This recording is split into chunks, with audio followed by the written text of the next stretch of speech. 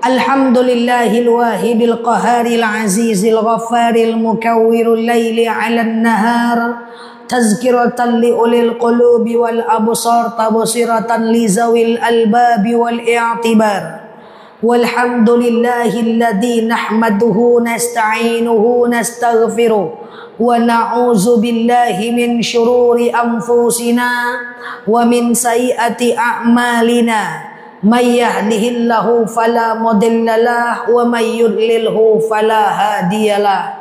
Asyhadu an la ilaha illallah nashhadu anna Muhammadan abduhu wa rasuluh la nabiyya ba'dah amma ba'd. Kama qala Allah ta'ala azza wa jalla fi kitabihil karim.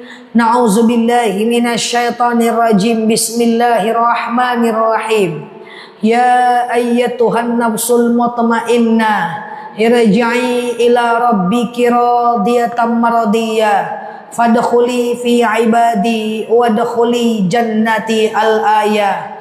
Wa kama qala nabiyyuna Muhammad ibn Abdillah man salaka tariqan yaltamisu fihi ilman sahalallahu bihi tariqan ilal jannah. Al-hadis sadaqallahul azim. Ibu-ibu yang saya sayangi karena Allah, sebelum kita mulai kajian kita berdoa kepada Allah, semoga siapapun kita yang hadir dalam majelis ini, insya Allah Allah sehatkan badan kita, Allah kuatkan jasad kita, Allah tambah ruh keimanan kita, Allah luaskan rezeki kita, Allah angkat segala masalah kita, Allah jauhkan kita dari orang-orang zalim, Allah matikan kita dalam keadaan husnul khatimah. Amin. Allahumma amin. Ibu-ibu semua sehat? Alhamdulillah. Baik, sesuai permintaan ibu-ibu semuanya, kita hari ini akan membahas tentang bab kurban. Di mana-mana sekarang bahasnya kurban. Lah di luar kapal lo kurban ya. Enggak apa-apa, tapi sebelumnya suara saya jelas. Baik, kita mulai ibu-ibu ya. Paling lama 30 menit ke depan. Enggak usah panjang-panjang kali, bingung pula kita nanti ya. Nah, ibu-ibu yang saya sayangi karena Allah, tentang bab kurban ini ada beberapa hal yang perlu kita ketahui. Yang pertama, secara sekilas kita bahas dulu sejarahnya. Jadi ceritanya Nabi Ibrahim itu awalnya menikah dengan Siti Sarah. Dengan Siti Sarah lama nggak punya anak. Akhirnya Siti Sarah mengizinkan Nabi Ibrahim menikah dengan siapa? Siti Hajar. Siti Hajar ini tadi adalah orang yang bekerja dengan Siti Sarah. Nah, itu kisahnya. Tadinya awalnya Siti Hajar ini bekerja dengan Siti Sarah. Setelah menikah dengan Siti Hajar, Siti Sarah merasa cemburu dalam sirahnya. Lalu kemudian Nabi Ibrahim mengambil keputusan untuk meletakkan Siti Hajar ke tanah Makkah, kota Makkah.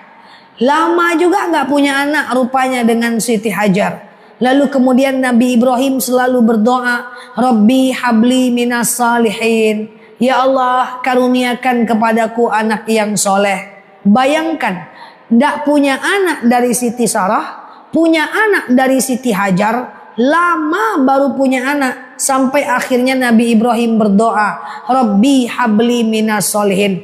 Kan susah punya anaknya tuh. Rupa-rupanya pada akhirnya menjadi Abul Anbiya, bapak para nabi. Setelah Siti Sarah melahirkan setelah Siti Hajar melahirkan Ismail, tidak lama kemudian Siti Sarah akhirnya hamil dan mengandung Nabi Ishak. Dan dari keturunan Nabi Ibrahim banyak sekali para nabi yang jadi keturunan beliau. Yang tadinya lama nggak punya anak, akhirnya punya anak dengan keturunan para nabi-nabi. Dari Ismail, Hajar, Ibrahim kita belajar banyak hal. Bayangkan, yang pertama, dari Siti Hajar ketika ditinggalkan oleh Ibrahim di padang pasir, kan ceritanya Siti Hajar mencari air, betul? Lari-lari kecil, Safa, Marwah, Safa, Marwah, Safa, Marwah. Kita umroh haji melaksanakan syariat itu. mencari air. Akhirnya airnya turun. Di mana turun air Zam-Zamnya? Di depan Ka'bah. Kan gak nyambung. Siti Hajar mencari air, lari-lari kecilnya di Bukit Safa dan Marwah, airnya turun di depan Ka'bah. Apa hikmahnya? Usaha tuh usaha aja lah dulu.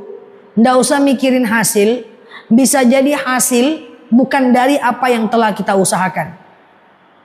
Jadi kalau mau ibu buka usaha, mau ibu berusaha, usaha aja dulu. Kadang-kadang usaha kita hasilnya bukan dari apa yang sedang kita kerjakan. Lari-lari kecil Bukit Safa Marwah, airnya turunnya di kota di depan Ka'bah. Kan nggak nyambung kan? Makanya air Zam-Zam itu sekarang masih ada sampai sekarang, tapi sudah tidak di depan Ka'bah lagi. Letaknya di belakang Bukit Safa dan Bukit Marwah, di samping rumah baginda Nabi, di samping rumah tempat Rasulullah dilahirkan. Jadi kalau pergi umroh masih bisa melihat rumah tempat Rasulullah dilahirkan. Di pintu Babu Salam, di sampingnya dibuat muara daripada sumur Zam-Zam. Masih ada sampai sekarang, bisa kita lihat. Bayangkan dari Siti Hajar muncul Zam-Zam yang abadi sampai akhir zaman. Apalagi yang kedua, dari Nabi Ibrahim dan Nabi Ismail. Di depan Ka'bah ada namanya Makam Ibrahim. Betul ya? Itu adalah di mana Nabi Ibrahim berdiri ketika membangun Ka'bah. Nabi Ismail anak kecil pengen ikutan. Lebih kurang kayak gini, ya, aku bantu ya. Lalu Nabi Ismail mengambil batu, dia letakkan di samping Ka'bah, jadilah setengah lingkaran yang kita kenal dengan Hijr Ismail. Dulu Ka'bah sampai ke Hijr Ismail. Makanya kalau tawaf jangan masuk ke Hijr Ismail. Kalau kita masuk ke Hijr Ismail, itu berarti kita tidak mengelilingi Ka'bah, tapi masuk ke dalam Ka'bah. Makanya kalau kita masuk ke dalam Hijr Ismail, lihat ke atas ada talang air Ka'bah. Di situ tempat mustajab doa. Itu dari Ibrahim dan Ismail. Luar biasa ini, manusia bertiga ini. Ada Zam-Zam, ada Hijr Ismail. Oke? Dan yang ketiga, ada syariat berkurban. Itu dari keluarga itu. Ketika lama Ibrahim ditinggalkan, Ismail meninggalkan Ibrahim. Lalu kemudian Nabi Ibrahim berkata kepada Nabi Ismail, "Ya bunayya, hai anakku, inni ara fil manam anni azbahuka." Sungguh aku menengok dalam mimpiku, aku diamanahkan menyembelihmu. Fanzur madza tara, bagaimana pendapatmu? Apa kata Ismail? Wa qala ya abati if'al ma tu'mar. Ayah, if'al ma tu'mar. Lakukan apa yang Allah perintahkan kepadamu. Satajiduni insyaallahu minas sabirin. Sungguh aku mendapatimu nanti sebagai orang yang sabar. Ibu-ibu kira-kira suaminya mimpi, dek, abang mimpi abang akan nyembelih adik, apa kata ibu? Duluan sila bang. Tapi Nabi Ismail tidak, apa katanya? Wa qala ya abati if'al ma tu'mar. Ayah, if'al ma tu'mar. Lakukan apa yang Allah perintahkan kepadamu. Satajinuni insyaallahu minas sabirin. Mudah-mudahan aku mendapatimu sebagai orang yang sabar. Pergilah Ismail dan Ibrahim ke tempat penyembelihan. Di tengah jalan ketemu setan. Hei Nabi Ibrahim, ngapain kau sembelih anakmu? Belum tentu mimpi kau betul. Lempar. Hei Ibrahim, ngapain kau sembelih anakmu? Bukankah kau lama tak punya anak? Lempar. Jadilah melontar jamroh haji sekarang. Luar biasa itu tiga keluarga, Siti Hajar, Ibrahim dan Ismail. Udah berapa banyak syariat yang tumbuh dari pada sumbernya mereka. Paham sampai sini? Pergilah Ismail dan Ibrahim ke tempat penyembelihan. Tempat penyembelihan Nabi Ismail. Kalau ibu pergi haji, kalau ibu pergi umroh, masih bisa dilihat sampai sekarang. Di sekitaran Mina dan Muzdalifah. Sebelah kiri ada semacam bukit yang tidak terlalu tinggi, tidak terlalu rendah. Ada tugu warna putih. Di situ tempat Ismail disembelih. Masih bisa dilihat sampai sekarang. Makanya tidak jauh dari tempat melontar jamroh. Saya kalau mau sampaikan, pura-puranya di di pasar pagi di Eka Hospital itu pura-puranya rumah Nabi Ibrahim. Paham sampai sini? Mall Ciputra itu adalah tempat melontar jamroh. Iya dong. Di tengah jalan, dan di sini tempat pemotongannya. Jadi melontar jamroh itu adalah di tengah perjalanan saat Nabi Ibrahim ingin melempar setan. Oke, paham sampai sini? Lalu kemudian dalam proses penyembelihan, Nabi Ismail berpesan kepada Ibrahim ketika ingin disembelih. Apa itu? Ayah, ada beberapa pesan Nabi Ismail ketika Ibrahim ingin disembelih, ya. Nah, yang pertama, ayah, telungkupkan wajahku ayah, agar aku tidak menengok pisau yang akan menebas leherku ayah, dan agar engkau tidak sedih melihat wajahku yang akan disembelih, sehingga kita tetap jadi menjalankan syariat ini ayah. Yang kedua, ayah, asah pisaumu ayah, agar aku tidak merasakan sakit dan engkau tidak kesulitan menyembelih leherku ayah. Ayah, ikat tanganku ayah. Kenapa Ismail? Aku takut ayah, andaikan kau tak ikat tanganku, aku akan meronta-ronta ayah, sehingga aku menjadi orang yang tidak ikhlas. 4. Ayah, angkat jubahmu ayah. Kenapa Ismail? Andaikan tak kau angkat jubahmu, nanti akan terkena percikan darahku ayah. Nyampai di rumah dilihat oleh ibu, sehingga ibu-ibu teringat kepadaku ayah. Aku takut ibu menjadi orang yang tidak ikhlas. Angkat jubahmu ayah, agar tidak terkena percikan darahku. Ayah, bawalah bajuku pulang ayah. Sampaikan kepada ibu bahwa engkau telah melaksanakan perintah Allah. Ayah, sampaikan salamku kepada ibu ayah, dan bersabarlah serta bertawakallah kepada Allah. Kurbankan aku, lupakan aku ayah. Ayah, jangan kau dekatkan anak kecil kepada ibu ayah, karena aku takut ibu tidak akan teringat-ingat kepadaku, sehingga ibu menjadi orang yang tidak ikhlas. Anak kecil ingin disembelih, dipersiapkan sedemikian rupa. Begitulah Nabi Ismail, dan ternyata Allah ganti dengan hewan kurban. Apa hikmahnya? Ternyata hidup ini sulit, belum tentu ujungnya juga sulit.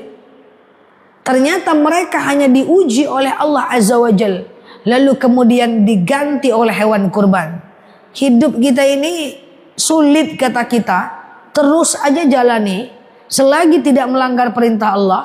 Jangan-jangan di depan ada hikmah jalan terang yang akan menemani kita. Maka inna ma'al usri yusra, di mana ada kemudahan, kesulitan, di situ bersama kemudahan. Masya Allah. Maka ibu-ibu yang saya sayangi karena Allah, saya ingatkan kepada kita, di hari raya kurban nanti kita tidak diperintahkan menyembelih anak kita, hanya diperintahkan untuk fasalli li rabbika wanhar, maka solatlah untuk Tuhanmu dan berkorbanlah. Ibu-ibu yang ada cincin di jari, jual, kurban. Yang ada emas belilik pinggang, jual, ya, untuk berkurban. Aku sayang duitku, ya kan harus berkurban. Kurbannya kurban uang, tidak sampai kurban menyembelih anak kandung kita. Anak dibunuh, anak terjungkil balik aja dari kasur deg-degan. Ini mau disembelih anak. Dan ini menjadi syariat dalam berkurban. Kalau kita mau berkurban, pisaunya diasah dulu. Ya, makanya di Arab itu satu orang itu bisa nyembelih 10 ekor unta sambil berlari. Mati. Kalau kita ndak, dungkak-dungkak dulu, tolak-tolak dulu, jungkil balik dulu. Potong kerbau pertama, belum mati, potong kerbau kedua, yang pertama hidup juga masih. Itu kan, ayah, tutup wajahku ayah. Kenapa Ismail? Agar aku tidak merasa takut ayah. Makanya kalau bisa hewan kurban itu tidak menengok pisau yang akan menebas lehernya. Makanya kalau bisa matanya ditutup atau dipisah, satu-satu yang mau dipotong baru didatangkan. Nah ini enggak, jaraknya cuma 2 meter. Tengoknya kawannya mati, sebentar lagi aku nih gitu. Ujungnya dia loncat pagar orang, naik Indomaret, masuk ke jalan, masuk rumah orang, kabur. Kalau kabur ibu-ibu mulai bergosip. Kebau siapa tuh? Oh, kerbau Pak RW, mah patrik lah kabur. Pak RW yang punya mah karya ngok, malah bergosip. Bergosip ya. Nah, jadi hati-hati. Kurbankan sesuai sunnah. Fadbahu bil ihsan. Bunuh binatang itu dengan cara baik-baik. Itu yang pertama, sejarah sekedar pengetahuan kita saja. Yang kedua, apa hukum memakan daging kurban kalau kita yang berkurban? Rasulullah Shallallahu Alaihi Wasallam selalu menahan diri untuk makan dan minum sebelum sholat Idul Adha. Kalau Idul Fitri kita makan minum sebelum sholat sebagai tanda kita menang, sudah melewati puasa. Tapi kalau Idul Adha maka Rasulullah menahan dulu sampai Rasulullah sholat Id. Lalu kemudian Rasulullah memotong hewan kurbannya, mengulitinya, memotong-motongnya, mengambil hatinya dan memasaknya serta memakannya litabarruk untuk mendapatkan berkah. Jadi boleh nggak kita memakan daging hewan kurban kita? Boleh untuk dapat berkahnya. Tapi selebihnya Rasulullah bagikan kepada orang banyak. Rasulullah tidak simpan, Rasulullah bagikan kepada orang banyak. Jadi boleh nggak kita makan daging kurban kita? Sunnah untuk mendapatkan berkahnya. Berapa yang boleh kita makan? Daging kurban itu dibagi 3. Sepertiga punya orang yang berkurban, sepertiga untuk fakir miskin, sepertiga untuk tetangga orang-orang kaya. Jadi kalau orang yang berkurban mau memakan daging kurban maksimal adalah sepertiga.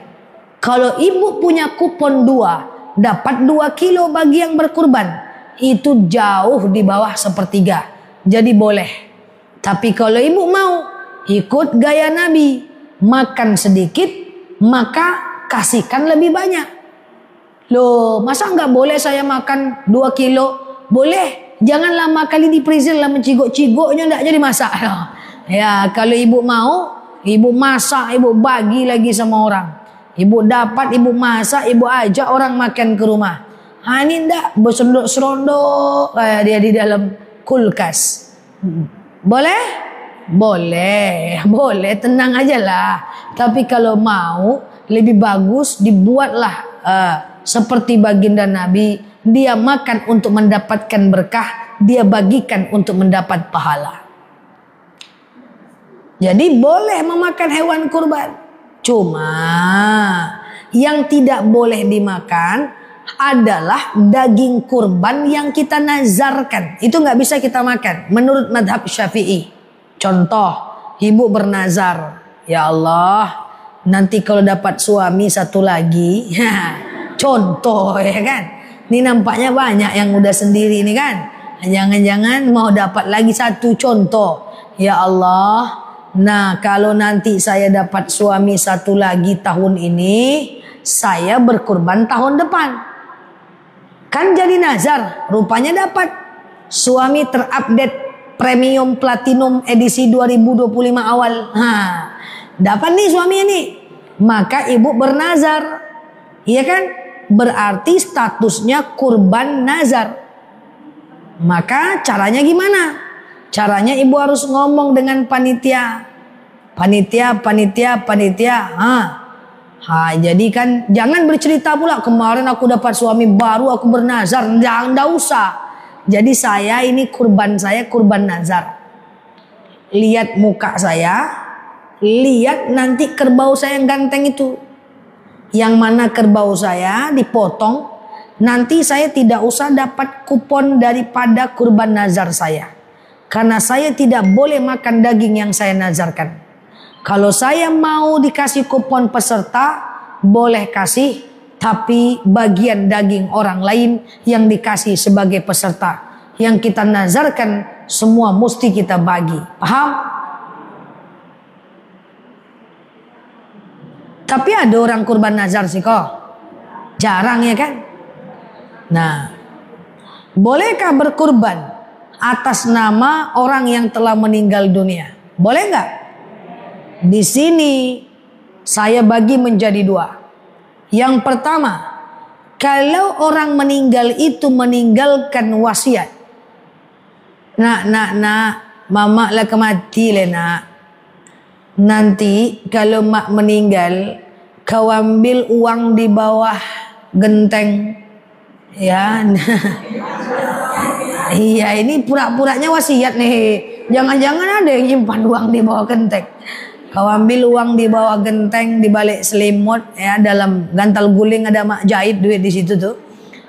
Nanti kurbankan mak pakai itu ya nak. Atau itu wasiat tuh. Atau kita punya rumah petak 10 pintu. Pintunya aja nak, enggak asli 10 pintu. Kalian ambillah rumah peta itu. Tapi tolong ya nak, nanti kalau emak kalau berkurban, kurbankan mak tiap tahun ya nak. Jadi wasiat itu. Maka kalau dia wasiat, kan pakai duit dia kan. Dia berwasiat, dia minta dikurbankan pakai duit dia. Maka wajib berkurban atas nama orang yang kita wasiatkan. Semuanya menurut madhab Syafi'i mesti diberi sama orang. Tidak boleh kita makan. Nah, bagaimana nih kalau emak kita tidak meninggalkan wasiat? Maka ada ikhtilaf pendapat ulama. Dalam mazhab Syafi'i terdapat berbeda pendapat. Ada yang mengatakan tidak perlu berkurban atas nama orang meninggal karena tidak disunnahkan oleh baginda Nabi. Ada yang mengatakan perlu karena itu bagian dari sedekah. Terpecah pendapat.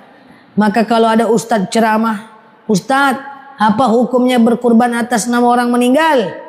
Tidak boleh, kata Pak Ustadz. Besok lain lagi ustadznya.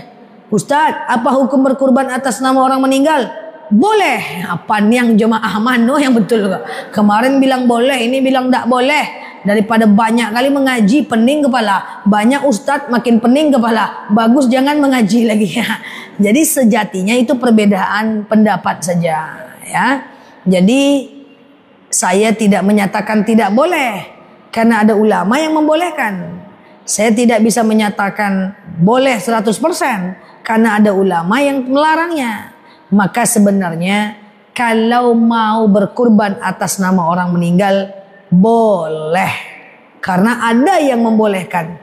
Tapi kalau ibu mau tanya, mana lebih baik berkurban atas nama orang hidup atau atas nama orang meninggal? Tentu lebih baik atas nama orang hidup. Kenapa? Kalau berkurban atas nama orang hidup juga bisa mendoakan pahalanya untuk orang yang meninggal dunia. Doakan ya Allah, saya berkurban, dengan kurban ini dapat pula lah orang tua saya pahalanya fulan dan seterusnya. Oke. Kayak gitu ya. Ibu-ibu ya. Jadi boleh nggak berkurban atas nama orang hidup? Boleh. Tapi mana lebih baik? Atas nama orang hidup atau atas boleh nggak berkurban atas nama orang meninggal? Boleh. Tapi lebih baik atas nama orang hidup. Cuman boleh tidak berkurban atas nama orang hidup. Misalnya ibu pengen berkurban atas nama orang tua yang masih hidup, atau suami istrinya aja yang berkurban. Boleh nggak? Boleh nggak? Maka kalaupun mau dilakukan boleh, dengan syarat yang pertama, yang punya uang harus udah berkurban duluan. Karena boleh mengorbankan orang asal kita kurban duluan. Yang kedua, harus izin orang yang hidup itu. Harus dia ridho. Kenapa? Karena nanti yang dilarang untuk potong kuku, potong rambut, cukur bulu-bulu, bulu terserahlah bulu apa, itu adalah orang yang berkurban tadi, bukan kita yang membayarkan kurban dia. Paham sampai sini? Nah maka siapapun ibu-ibu yang berkurban dari tanggal 1 Zulhijjah, lebih kurang 28 Mei bulan ini, sampai tanggal 6 atau 7 Juni, nanti kita pastikan lagi Idul Adha kita kapan. Maka ibu yang berkurban tidak boleh potong dari ujung kepala sampai ujung kuku. Jangan potong kuku, jangan potong bulu, jangan potong rambut. Laki-laki jangan potong kubis, jangan potong jenggot. Ketika nanti sudah dipotong hewan kurbannya, maka dia pulang ke rumah, menghadap kiblatlah dia, baru dia sunnah memotong-motong bulu-bulu tadi dengan menghadap kiblat dan usahakan berdoa, inni wajjahtu wajhiya lilladzi fataras samawati wal arda hanifan musliman wa ma ana minal inna salati wa nusuki wa mahyaya wa mamati lillahi rabbil alamin. Itu artinya luar biasa. Inni wajjahtu, sesungguhnya aku hadapkan wajhiya, wajahku, lilladzi, untuk yang fataras samawati wal ard, menciptakan langit dan bumi, hanifan, dengan lurus, muslimah, penuh penyerahan diri, wa ma ana minal musyrikin, aku tidak termasuk orang musyrik. Inna salati, sesungguhnya salatku, wa nusuki, ibadahku, wa mahyaya, dan segala hidupku, wa mamati, segala matiku, lillahi rabbil alamin. Apa lagi? La syarika lahu, tidak ada sekutu baginya. Wa bidzalika umirtu, dan untuk itu aku telah diperintahkan. Wa ana minal muslimin. Masya Allah ya. Potong-potong. Setelah itu ibu masaklah, makan daging kurban, makan litabarruk, untuk mendapatkan berkahnya. Makanya kalau nggak bisa makan daging kurban, maka cicip sedikit baca sholawat untuk dapat berkah. Nggak juga bisa, kuahnya aja untuk dapat berkah. Nggak juga bisa, innalillahi wa inna ilaihi rajiun, suka hatilah ya, untuk mendapat berkahnya saja. Seperti itu. Terakhir, bolehkah daging kurban itu dijual? Boleh? Panitia disarankan tidak boleh menjual kulitnya, bagikan semua ke masyarakat. Tapi nanti kalau daging kurbannya udah sampai ke tangan masyarakat, maka terpecah menjadi dua. Orang kaya jangan menjual, alala kayo manggaleh daging kurban boleh. Orang kaya jangan menjual, dia jualan bakso, lalu kemudian dia buat daging itu untuk baksonya, jangan. Tapi kalau orang miskin, kalau terdesak, dia boleh untuk menjualnya. Kalau dia terdesak, masa nggak bisa dicoba? Masa saya nggak bisa, panitia nggak bisa jual? Panitia kan butuh administrasi. Maka dulu pada masa Nabi, sebenarnya kita ini kalau hidup pada masanya, kita beli hewan kurban sendiri, kita potong sendiri, kemudian kita kuliti sendiri, masak sendiri, bagikan sendiri. Saya tidak terbayang ibu motong kerbau sendiri. Maka sekarang ada namanya panitia kurban, orang yang sukarela membantu. Tapi kan membantu, sifatnya membantu, pasti ada biaya operasional untuk dia survei hewan kurban. Hewan kurban tidak sembarangan. Ya, kalau dia kambing di atas 2 tahun masuk tahun ketiga, dia sapi 3 tahun ke atas, dia unta 5 tahun ke atas, tak boleh patah tanduk, tak boleh patah ekor, cacat, hamil dan seterusnya. Maka dia butuh waktu, dana untuk survei. Terus dari mana dananya kalau nggak daging kurbannya dijual? Jangan pakai dana itu, ibu boleh pakai yang namanya administrasi. Bu, Mbak Ustazah, berapa kurban di masjid kita? Pura-puranya saya panitia kurban, kan dari wajahnya cocok kan? Oke Bu, 3 juta Bu. Oke. 3 juta nih Bu, saya terima ya Bu. 2.900.000 itu untuk daging kurban. 1 jutanya 100 ribunya itu untuk administrasi. Cocok Bu, cocok Ustazah. Dah. Rupa-rupanya panitia sebagian ada yang masak. Masak-masak daging kurban untuk panitia kurban, boleh nggak? Boleh nggak? Serak jawabannya. Ada yang geleng, ada yang gini, ada yang tangguh-angguh. Boleh nggak? Coba tanya jawab, coba jawab. Tadi daging kurban itu punya siapa? 1/3 punya orang berkurban. 1/3 punya fakir miskin. 1/3 punya tetangga atau jiron. Pengen masak-masak. Dari dulu kita masak-masak nggak ada masalah. Karena semuanya udah saling sepakat. Tapi kesini-sini muncul pendapat haram, haram, haram. Saya coba menengahi itu semuanya. Kalau memang ibu khawatir kali, oke, saya coba jelaskan. Tadi kan dia udah bayar 3 juta. Orang yang berkurban tadi izin sama dia. Kalau ibu risau kali, Pak izin ya Pak, nanti saya atau kami panitia ingin ngambil segenggam, segepok untuk kami masak, boleh enggak Pak? Dia bilang boleh, aman, paham? Atau pas dipotong kambingnya, kerbaunya kan dia berbaris tuh 7 orang, ya kan?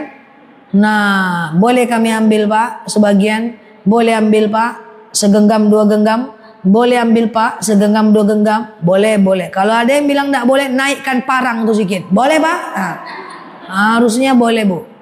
Tapi kalau ibu khawatir kali, enggak usah pakai daging kurban, beli nasi bungkus enggak apa-apa.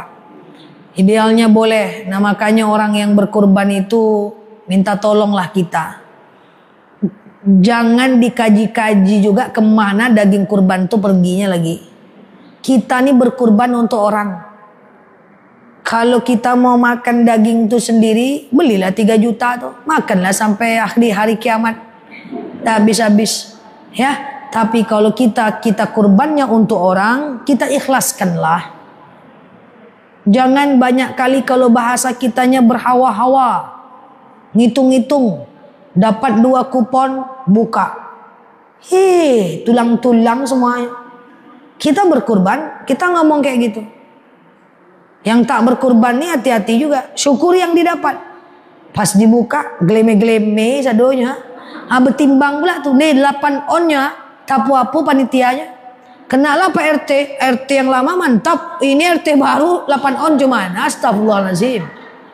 Ya jadi baik-baiklah. Iya kan, ini kurban. Harusnya berkah. Iya kan.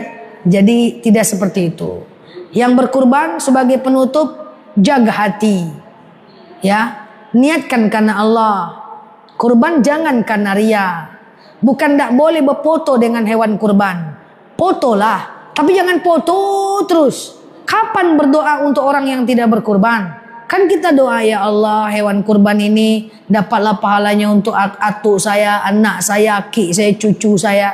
Kan kita berdoa. Ini asyik foto, bau, sini bau. Selfie dulu kerbau. Selfie pula sama kerbau. Cus, before. Nanti pas dipotong hewan kurban tuh tengangak matanya, berfoto pula. Cus, buat tempelkan. Before, after. Update status Facebook. Ini Facebook nih. Alhamdulillah, Masya Allah, Tabarakallah. Hari ini saya berkurban. Tidak nyangka saya dengan perjalanan hidup yang panjang akhirnya berkurban. Shalalalah. Rupanya berutang deh. Apa ketakuannya? Kau punya utang, nggak kau bayar kurbanmu. Jadi maksud saya bukan tidak boleh posting, bukan. Tapi posting kalau tujuannya fastabiqul khairat. Tapi kalau tujuannya sekedar ria atau validasi, jangan. Duit keluar, pahala tak dapat. Oke? Hati-hati tuh ibu-ibu yang masih main-main Facebook. Ya ini foto-foto. Asyik berfoto entah kapan berdoanya. Kalau saya jadi kerbaunya tuh marah. Aku mau mati kok foto-foto juga aku, ya kan? Wallahu a'lam bishawab. Mohon maaf lahir dan batin. Ala hazihi niyah. Al-Fatihah.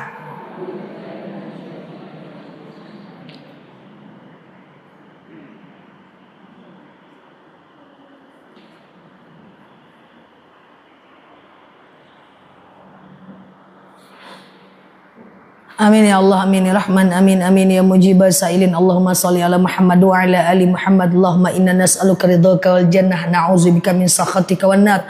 Allahumma inna nas'aluka salamatan fi dinina, afiatan fi jasadina, ziyadatan fi ilmina, barakatan fi rizqina, taubatan qabla al-maus, rahmatan indal maus, maghfiratan ba'dal maus. Allahumma hawin alaina fi sakaratil maus, najata minan nari wal afwa indal hisab.